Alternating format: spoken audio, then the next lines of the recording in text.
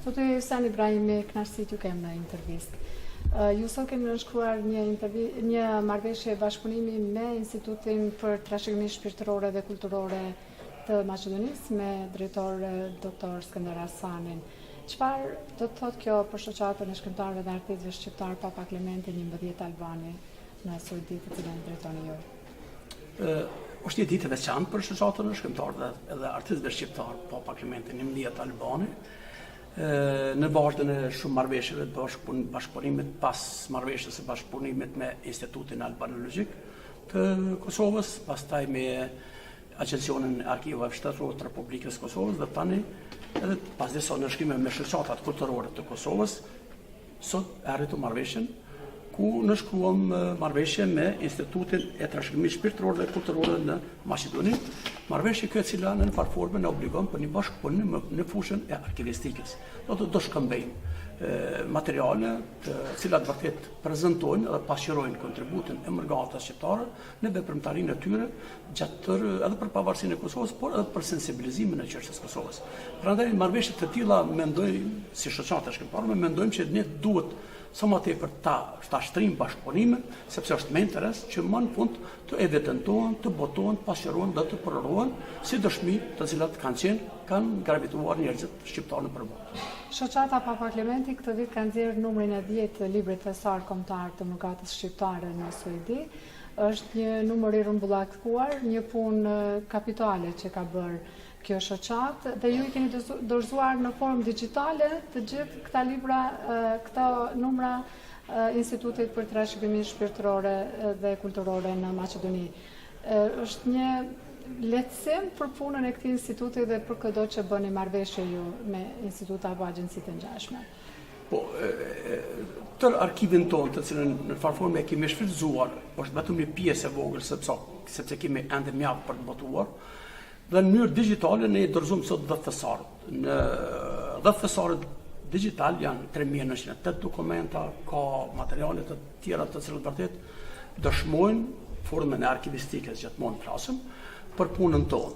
Mirë po, besojmë që edhe vetë profesor Skënder Hasani, i cili u zotua se do të jotim që do ta në farë forme do të respektojmë këtë marrëveshje, por edhe do të kaloj disa pika për një bashkëpunim ende më të mirë për shkëmbimin e materialeve tona dhe të gjithë këtë material digital është i mirëseardhur për arkivat tona shqiptare, ku do të marrin në mënyrë më të afërt, më lehtë me ardhjet e dokumente për ta shfrytzuar për nevojat e botimeve në të ardhmen. Prandaj ne jemi edhe në prag të nënshkrimit për një marrëveshje të tillë edhe me Institutin e Arkivistikës të Tiranës. Do të thotë ne kemi ftesë dhe besojmë që shpejti do ta nënshkruajmë. Prandaj marrëveshje të tilla, të cilat të nënshkruan, janë shumë të dobishme për interesin e çështjes kombëtare. Zoti Ibrahimi, jeni të gatshëm të bashkëpunoni me studios të caktuar, të cilët mund t'ju kërkojnë dokumentet që ju i keni në arkivin tuaj për studime të mëtutjeshme?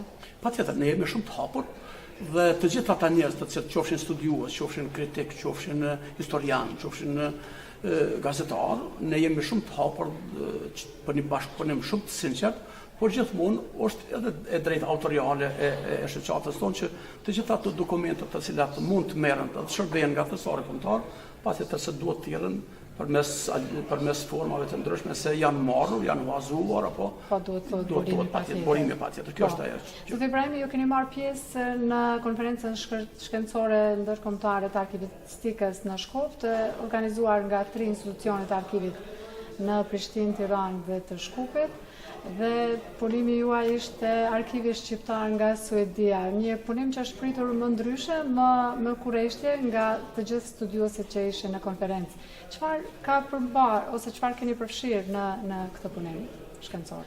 Ne kishim nderën që të marrën pjesë në atë konferencë ndërkombëtare të arkivistikës dhe arkivi shqiptar nga Suedia që në këtë rast edhe jo kemi dhënë një kontribut në këtë fushë sepse ne kemi pasur më le të nxjerrim disa statistika të cilat i kemi marrë si bërim nga libri juaj i titulluar Monument dashurisë për flakur, i botuar në vitin e kaluar, gjë që ne jemi mirënjohës dhe kemi nxjerrur disa statistika të cilat nuk kanë qenë më parë dhe kemi pasur më le ta përgatisur një temë shkencore, temë e cila vërtet u mirëprit nga të pranishmet dhe u shtruan një interesim edhe pikërisht ishte qëllimi që nga ajo ditë ishte interesime për të nënshkruar marrëveshje bashkëpunimi. Prandaj tema ka përfaqësuar si temë boshte ka qenë pasurimi i kontributeve të ndryshme si proces verbale, dokumente, lista, pastaj gazeta të ndryshme, në të dy gazeta suedeze të cilat kanë shkruar dhe kemi hulumtuar në për arkivat suedeze edhe kemi arritur që t'i botojmë dhe t'i promovojmë. Prandaj ka qenë material mjaft i mirë, por në veçanti në temën time jam përqendruar që ta prezantoj edhe veprimtarinë e arsimit shqip në Suedi. Temë kjo e cila vërtet na preokupon mërgatët shqiptarë që patjetër duhet të punojmë me fëmijët tanë që të mësojmë gjuhën tonë dhe të mos harrojmë gjuhën anëtare dhe origjinën prej nga kanë ardhur fëmijët tanë. Zotëri Ihsan Ibrahimi, ju këtë verë keni një agjendë të ngjeshur me promovimin e librit të SAR kombëtar numrin 10, disa aktivitete, mund të dim programin që keni menduar për këtë verë nëse nuk e keni problem? Po, kryesia e shoqatës shqiptarëve dhe artistëve shqiptar Papa Klementi në Met Albane, vetëm nga janari deri sot, edhe pas 3 ditë do të dalë edhe një libër tjetër, i kemi nxjerrur 9 tituj. Dhe të gjithë ka 9 tituj do t'i përorojmë në agjendën të cilën ne kemi përcaktuar si kryesi. Do të fillojnë nga Cërca e ish presidenti historik dhe shpirtëror doktor Ibrahim Rugova, pastaj do të jemi në Boletin, pastaj do të jemi në Boletinin e Boletinit, në Vlorën e Ismail Qemalit, do të jemi në Shkup, ku jemi të ftuar nga kryetari i Parlamentit të Maqedonisë Veriore, Talat Xhaferi, dhe do të jemi në Krushë të Madhe, ku për qëllim dhe sonim parsor kemi që të shkruajmë për viktimat e Krushës të Madhe, pastaj kur përkthehen këto tema në gjuhën suedeze të kuptojnë edhe populli mik suedez se vërtet populli shqiptar, sidomos popullata civile, vërtet e ka përjetuar një tmerr të papar. Dhe qëllimi është që të gjithë ata të cilët vërtet kanë bërë këto krime të dalin para organeve të drejtësisë, dhe ato tema ne përmes të salit kombëtar do t'i botojmë sikurse që kemi botuar edhe sikurse që kemi pasur në studime në vendet marrëzheq, në vende të tjera, të cilët vërtet i kemi punuar si tema, i kemi përkthyer dhe i kemi dërguar te organet suedeze. Do të vazhdoni me këtë intensitet të botimit të numrave të tjerë të thesarit? Po, në këtë ditë kemi kuvendin e shoqatës shkrimtare, kuvendin zgjedhor. Unë jam që 2 mandate, do të thotë 8 vite. Besoj që do ta zgjedhim një kryetar i cili vërtet duhet të punon, e pret një punë mirë dhe unë do t'i uroj sukses. Por besoj që jo me këtë intensitet, por do të jetë me një intensitet pak më të vogël, por të SAR kombëtar mendoj se duhet vazhdon me punën për botimin e tij dhe për të botuar sepse kemi mjaft për shkak të çfarë botojmë. Prandaj intensiteti do të jetë mund të pak më i vogël, por për të ndaluar nuk e kemi ndërmend. Unë juroj për punën që po bëni edhe gjithë anëtarët e shoqatës i përgëzoj për këtë punë që keni bërë dhe keni ndriçuar shumë fakte dhe argumente të veprimtarisë shqiptare, për çështjet shqiptare. Ishte kënaqësi ju të ecë, ju si anëtarë nderë shoqatës shqiptare tonës, Papa Klementi në Met Albane, jeni mbështetëse e fuqishme dhe ju përgëzojmë dhe ju falenderojmë sinqerisht. Faleminderit. Faleminderit kënaqësi. Ishte kënaqësi tek ne. Faleminderit. Intervist me Dr. Skënder Hasanin, drejtor i Institutit të Trashëgimisë Shpirtërore dhe Kulturore në Maqedoni. Dr. Hasani, mirë se erdhët në këtë intervistë. Mirë se ju gjeta dhe ju falenderoj që po gjeni kohë që njoftoheni me punën dhe veprimtarinë e institutit tonë. Ndër të tjera, ju sot keni nënshkruar një marrëveshje bashkëpunimi me shoqatën e shkrimtarëve dhe artistëve shqiptar Papa Klementi 11 Albani me Selinë Suedi, e cila ka një kohë të gjatë që shkruan dhe kontribuan për veprimtarinë e çështje kombëtare. Shumica anëtarëve të kësaj shoqate në krye me zotin Ihsan Ibrahimi vinë nga qyteti Mitrovicës, prandaj zgjodhëm të kemi këtë intervistë bashkë. Si vlerësoni së pari nënshkrimin e kësaj marrëveshjeje? Është një ditë e veçantë për shkak se instituti jonë veç më ka dëshmuar që të përforcon lidhjet me diasporën shqiptare dhe sidomos me qendrat ku janë përqendruar shqiptarët. Dhe kjo shoqat ka dëshmuar për veprimtarinë e saj dhe instituti jonë si institucioni vetëm shkencor i shqiptarëve të Maqedonisë veç më ka dalë në skenë, jo vetëm në Trekançin, Tiranë, Prishtinë, Shkup, por edhe në tregun mbarkombëtar, edhe ndërkombëtar, kështu që është e nevojshme që lidhjet me mërgatën shqiptare për ne janë të mosdoshme, sepse kemi një gjuhë, një kulturë, një traditë dhe ne do të jemi në shërbim të shoqatave të tilla të cilët kanë veprimtarinë për kulturën dhe traditën shqiptare. Zotë Hasani, shoqata Papa Klementi 11 Albani është një thesar, një arkiv në vete, ka mira dokumente, afër 4000 tashmë të publikuara.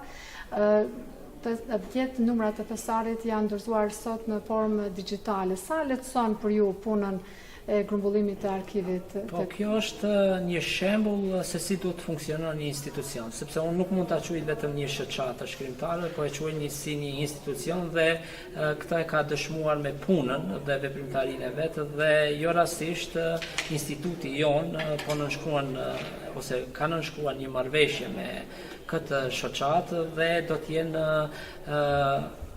të mosdoshme që këto të jenë në bibliotekën e institutit, sepse në institutin ton gravitojnë studiues nga parë hapësirat kombëtare, por edhe nga diaspora, kështu që do ta begatoj jashtëzakonisht shumë bibliotekën e institutit. Ju keni pasur një konferencë shkencore në Shkup me prurje të reja të studiuesve dhe shumë ekspertëve në fushën arkivistikës. Si u ndatë me konferencën? Po, konferenca ishte tepër e mirë, kishte prurje të reja dhe ajo konferencë ose prurjet që janë sjellë në atë konferencë do të botohen shumë shpejt dhe do të jenë të kapshme për gjithë opinionin kombëtar, kështu që ne nuk po ndalemi vetëm në këto konferenca, kemi një plan dhe program afat shkurt, afat mesëm dhe afat gjatë dhe edhe ky nënshkrim i kësaj marrëveshje këtu është në vazhdim e gjithë aktivitetit të institutit